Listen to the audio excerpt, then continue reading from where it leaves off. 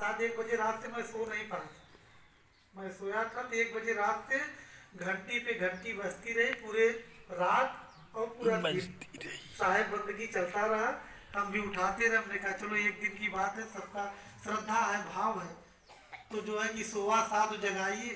सदगुरु कबीर कहते हैं साधु सोवा रहे तो फिर जगाओ, और सिंह सोवा रहे तो फिर न जगाओ। अगर सिंह जगह सोवा रहे तो जगा देवो तो फिर वो खा जाए, और साधु अगर सोवा रहे तो उनके जगाएंगे तो भजन करेंगे सारे। अभी एक हमारे कुंभ में हम तो देख रहे थे, एक भैया जी बता रहे थे कि अभी उनके शिष्य आए, उनके गुरुजी 12 वर्ष की तपस्या कर रहे थे हिमालय में। 12 वर्ष के बाद उनकी मृत्यु हो गई। उनको कोई मृत्यु के बाद लोगों ने देखा, उनको न तपस्या कर रहे थे। हमने कहा कि इसमें कौन सी बड़ी बात है। हमने कहा आपके गुरु तो स्वार्थी थे, तो बड़ा उनको दुख लगा। हमने कहा भाई वो ऐसे साधु स्वार्थी साधु होते हैं जो अपने कल्याण के लिए जीवन जीते हैं। परमार्थी संत वो होता है जो समाज के लिए संसार के लिए जीवन जीता है, स्वयं जागता है और संसार को भी जगाता है। परमार्थी संत भगवान बुद्ध, महावीर, नानक, दादू, दरिया, कबीर साहब, तमाम ऐसे महापुरुष। अगर कबीर साहब जाकर गुफा में बैठ जाते, दादू साहब बैठ जाते, दरिया साहब बैठ जाते, नानक साहब बैठ जाते, और जो है कि अरे भैया चुप रहो, शांति से बैठ ना सकते है तुम। तो ये सब महापुरुष जो है, ये सब महापुरुष हम सबको अपने उस परम पद को प्राप्त करके उसके बाद वही ज्ञान हम सबको पहुंचाए।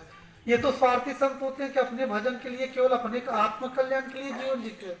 अगर कबीर साहब अपने आत्म कल्याण के लिए जीवन जीते, अपने लिए केवल जीवन जीते, तो हम लोग क्या उनके ज्ञान से अवगत हो पाते? भगवान बुद्ध के ज्ञान से हम लोग आज पूरे विश्व में धीरे धीरे कितने डंके बज रहे हैं भगवान बुद्ध के ज्ञान का।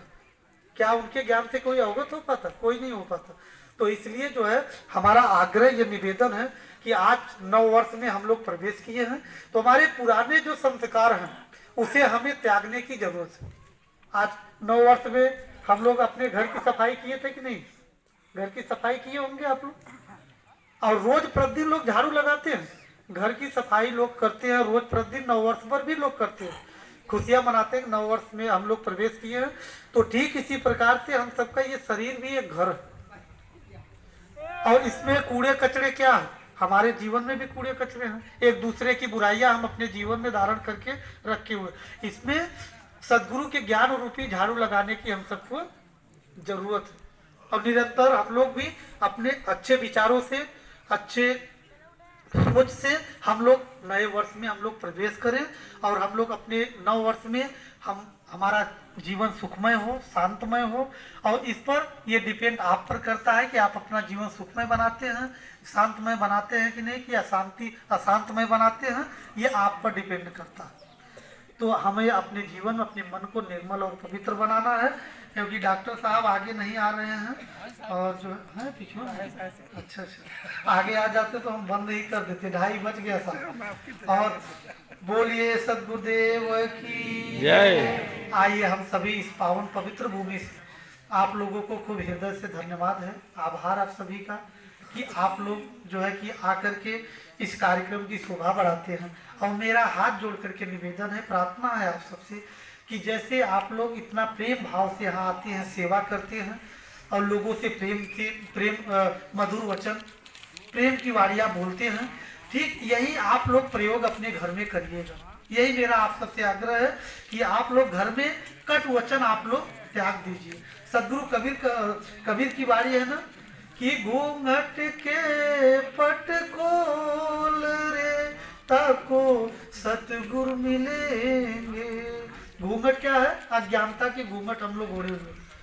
घूंघट के पट खोल रे ताको सतगुरु मिलेंगे, घट घट में वह साई बसत है, कटुक वचन मत बोल रे ताको सतगुरु मिलेंगे। उस पिया सतगुरु परमात्मा हमें तभी मिलेंगे हम किसी को कटु वचन न बोले। कोई गाली दे रहा है, कोई बुरा वचन बोल रहा है, तो हम अच्छे वचनों से उनका जवाब दें, लेकिन गाली गलौज से। अगर गाली गलौज आप लोग करेंगे तो सबसे पहले कलंकित हम ही होंगे। लोग पहले कई हैं, देखा कंठी पहने हैं, रोज हर महीने जाते, एक गुरु का सिखावल। और हम लोग आप लोगों का आदर्श संस्कार ऐसा हो कि मैं आपके पड़ोस में अगर पहुंचूं तो लोग मुझे प्रणाम करें, ये भैया फलाने के गुरु जी आ गए, कितने अच्छे संस्कार परिवार में दिए, अपने इनके बच्चों को कितने अच्छे संस्कार दिए। माता पिता का दायित्व कर्तव्य है कि अपने बच्चों को अच्छे संस्कारों से जोड़िए, और अच्छे संस्कारों से नहीं जोड़ते और फिर अपने जो है कि अपने बिटिया की सासू ससुर जेठा जेठानी की बुराइयां करना शुरू कर देती है। और 24 घंटे हम तो एक आग्रह और करेंगे कि माता जी लोग, सबसे बड़ी गलती आप लोगों की होती है, बिटिया को बिगाड़ने की सबसे गलती आप लोग करती है। 24 घंटे 2-4 बार अगर ससुराल में बिटिया चली गया, बिटिया कहा करत हो, भोजन अकेले बनावत हो, इतना रोटी बनावत हो, तो ही बनावत हो, तो आज जेठानी ना बनाए, तो हाँ देवरानी ना बनाए। अरे बिटिया को जब आपने दे दिया दान में, आप विदा कर दे, तो आपकी बिटिया आपकी बहू हो गई। आप उस बिटिया की फिक्र मत करिए, उस बिटिया की उनकी सास ससुर उनके पति जी उनके केयर करेंगे। आप लोग इंटरफेयर करेंगे उनके परिवार में तो परिवार बिगड़ेगा ही बिगड़ेगा, और निश्चित है कि आपके वजह से आपके बिटिया का परिवार बिगड़ जाएगा। ये आप लोगों का दायित्व है, कर्तव्य है कि उनके जीवन में इंटरफेयर मत करिए कि बिटिया मैंने आपको विदा कर दी, अब मेरा नाम रोशन आपको करना है कि आप अच्छे संस्कारों से अपने परिवार का सबका हृदय जीतिए, सबका दिल जीतिए, सेवा से, भाईचारा से, बंधुत्व का भाव अपने जीवन में ला करके, और सबके साथ सबकी सेवा करिए, सबके साथ अच्छा व्यवहार करिए। और ये दायित्व कर्तव्य बेटी को आप सिखाए। हमारे एक भगत जी थे, 3 बिटिया उनकी थी, तीनों बिटिया को बुला करके उन्होंने कहा कि अगर कभी भी मैं आपके घर पर आऊंगा, अगर आपके सास ससुर कह दिए कि आपकी बेटी मेरी सेवा नहीं करती, मेरा आदर नहीं करती, मेरा सत्कार नहीं करती, उसी दिन मैं आपका घर त्याग दूंगा, और फिर कभी जीवन में आपके घर पर मैं कभी नहीं आऊंगा। वो आज का दिन है कि आज वो आश्रम से जुड़ी हुई हैं बिटिया तीनों, और तीनों लोग डरिया कुमारी, उनका सासू कुछ भी बोले, लेकिन बोले ना कि हमारे बाबूजी हमारा घर वो छोड़ दिए। ये डर दिखाना चाहिए, ना तो बस का कहे ना मावत है तो के लिए आके जाओ। अरे बेटी को समझाओ, अरे बिटिया, अरे बाबा आपके, हम भी आपको डांटते थे, आपकी माँ डांटती थी तो आप इतना नाराज नहीं होती थी, आपके सास ससुर हैं, अरे आपको अपना घर दे दिए, बेटा दे दिए, गहना गुड़िया दे दिए, तो आपन बुरा वचनवा के कहीं पड़ोसी के जगह दे। अरे ये सब समझाना चाहिए अपनी बेटी को, अपने बच्चों को। ये संस्कार देंगे तो आपके बेटी का जब, अब आप लोगों की महिमा कब बढ़ेगी, आपकी बिटिया का जब मान बढ़ेगा तभी ना आप लोगों का मान बढ़ेगा। और बिटिया लड़ाई करेंगी, झगड़े करेंगी तो लोग कहेंगे अरे माँ ऐसी होगी तब ने बिटिया। एक हमारी बहन जी हैं, उनके पास में यहाँ गांव के लोग आती हैं, पूछती हैं कि दुल्हन और एक तोरे बहन शादी करे के हैं, कहती है काहे अम्मा, कहे हमरो बेटवा हो जाए तो हमरो घर स्वर्ग जैसा बन जाए। उनके संस्कारों से कि इनकी बहन भी ऐसी संस्कारी होगी। तो आप लोगों का दायित्व यह है, कर्तव्य है कि अपने मधुर वचन, मीठा वचन बोले। आज नहीं तो देखिए बच्चे जो है कि ऐसे आपके संस्कारों से बच्चे भी बिगड़ जाते हैं।